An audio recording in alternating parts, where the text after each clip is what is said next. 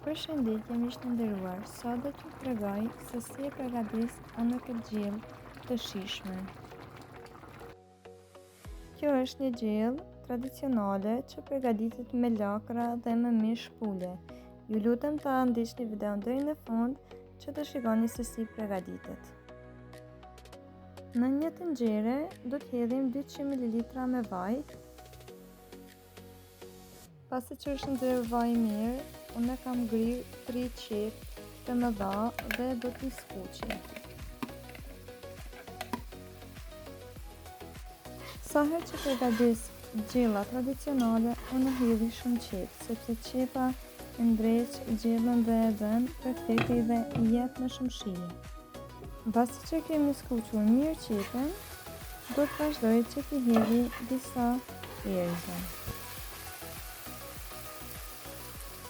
Dhe këtu kam një lugë të gjellës me veget, një lugë të gjellës me kryp, një lugë të gjellës me biber të zi dhe një lugë me biber të kuq. Tani të gjitha së bashku do t'i përzijmë pak. Nëse nuk keni ide se çfarë të përgatisni, kjo recetë do t'ju ndihmoj shumë. Është shumë e thjeshtë, e lehtë dhe ka shumë shije. Këtu kam 2 pula të coptuara, të lara mirë dhe do t'i vendosi, si në video.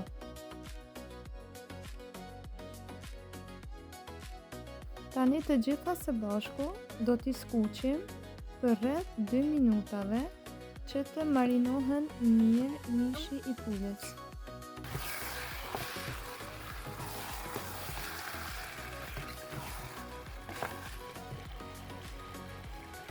Do t'ja hedhi 100 ml me ujë.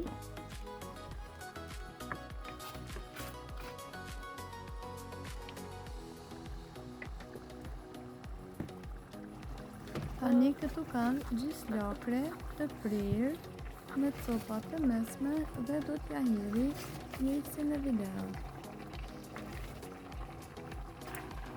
Tani do t'i përzij gradualisht të gjitha së bashku. Tani pasi që e kemi përzirë të gjitha së bashku, hedhim 800 ml me ujë të ngratë dhe i lejmë që të zihen lakrat me mishin për rreth 1 orë e gjysmë, por gjithmonë duke i përzirë dhe duke shtuar nga pak ujë nëse është nevoja. Do t'i kontrollojmë nga një herë në mënyrë që mos të na ligjen.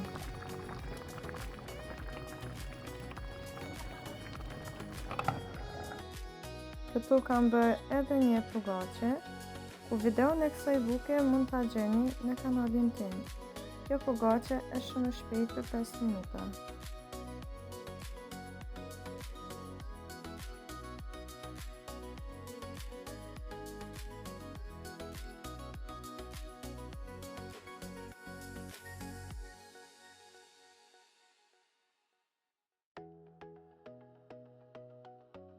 Dhe pas 1 orë e gjysmë zirje, lakrat i kemi gati dhe mund t'i shërbejmë.